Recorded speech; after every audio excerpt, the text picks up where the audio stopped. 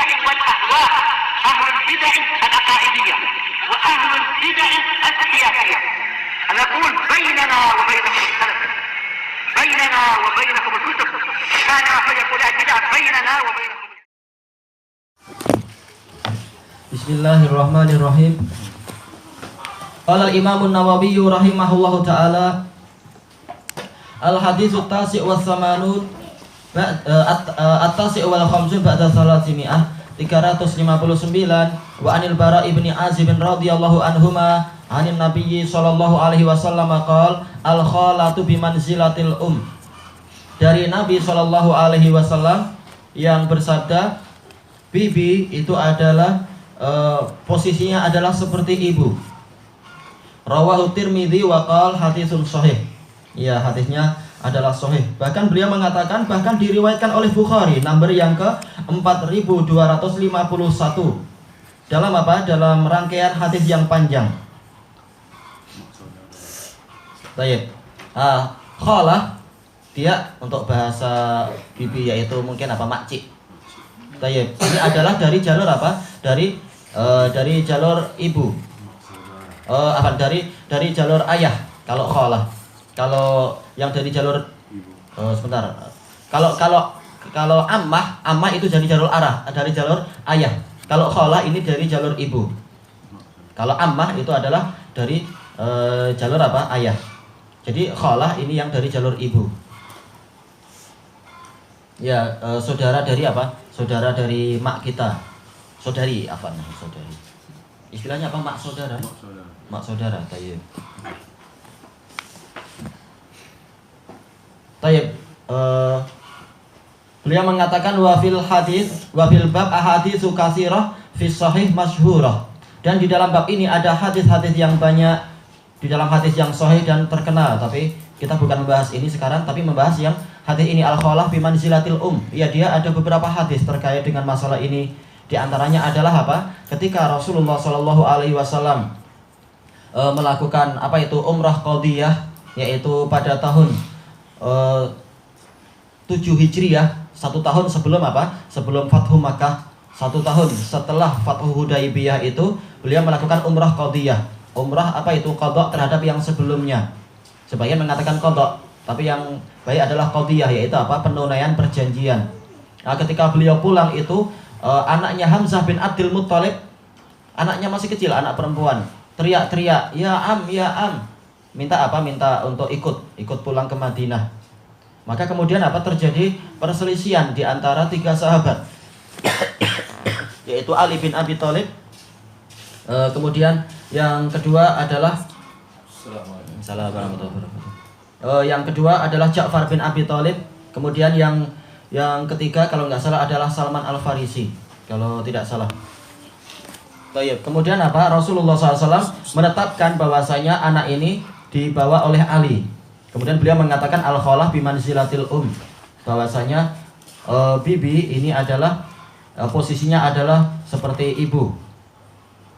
Kenapa demikian? Karena istri Ali masih apa? Masih khalah bagi dia. Baik. Adapun untuk siapa tadi? Ja'far bin Abi Thalib, Rasulullah SAW mengatakan apa itu? Khuluquka ka khuluqi, akhlakmu seperti akhlakku. Yaitu Rasulullah mengatakan, walaupun beliau memenangkan Ali, tetapi apa? Beliau juga apa? Menghibur hati Ja'far bin Abi Thalib.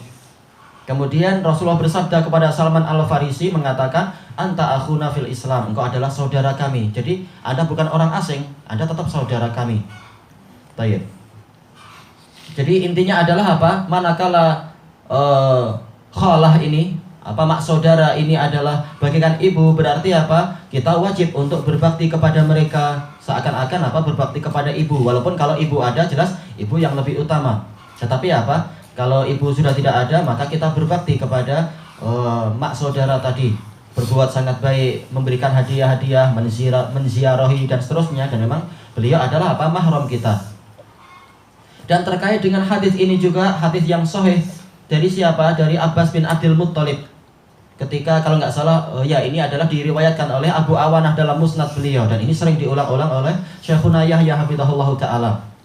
Nah ini kalau kita cuma mengandalkan baca buku, sulit. Buku itu ribuan. Tapi apa? Kalau kita belajar ulama akan ngasih tahu.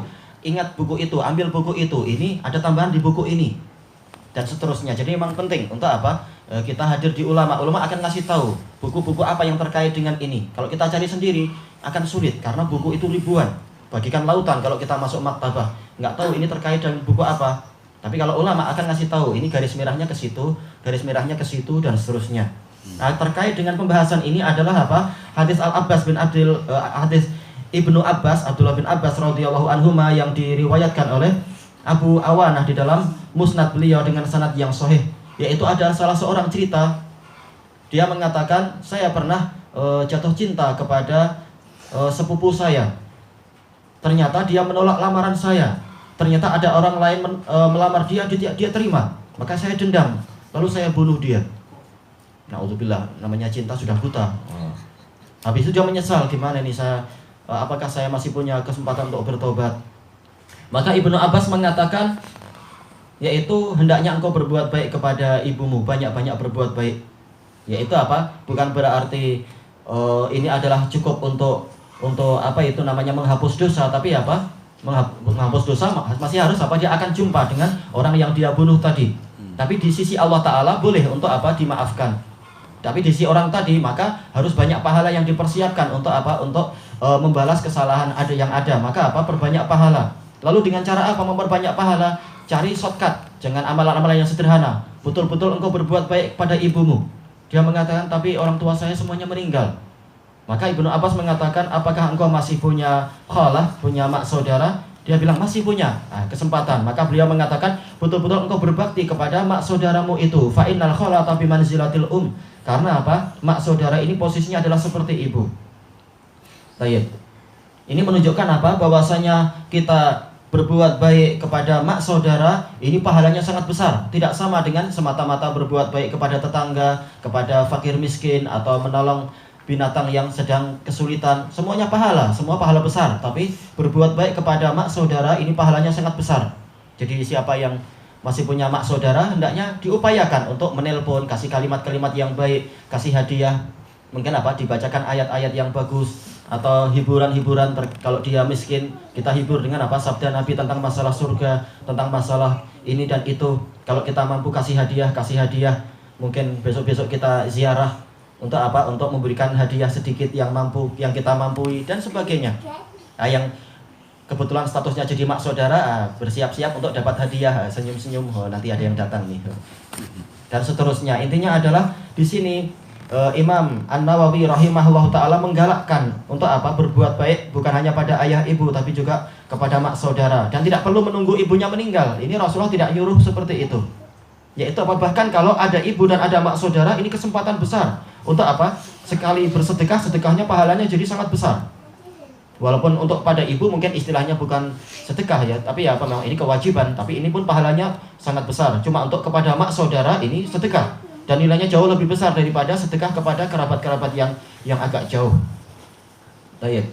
Kemudian beliau menyebutkan terkait dengan masalah berbuat baik kepada sanak kerabat adalah apa?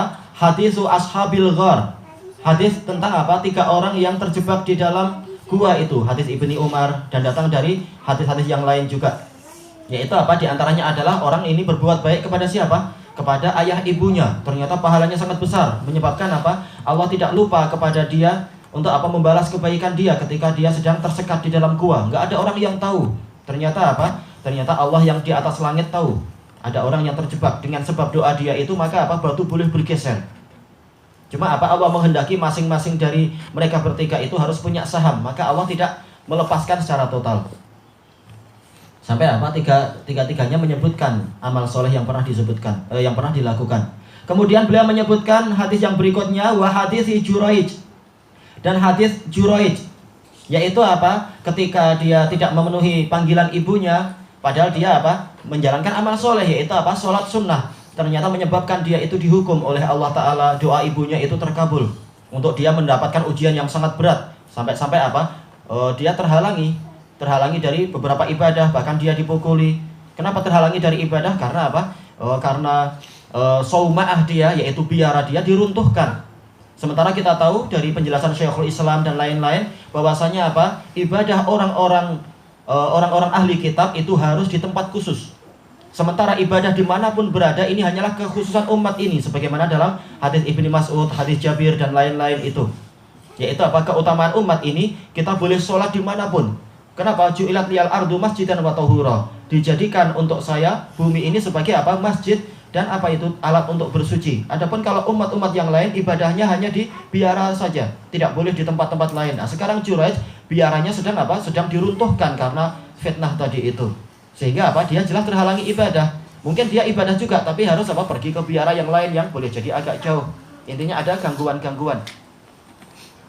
Tayyib. Cuma syahidnya di sini apa? Manakala dia tidak memenuhi panggilan ibunya, padahal dia mampu itu. Kalaupun sekarang tidak mampu, nanti selesai sholat dia boleh datang. Ternyata nggak datang juga sampai 3 hari itu.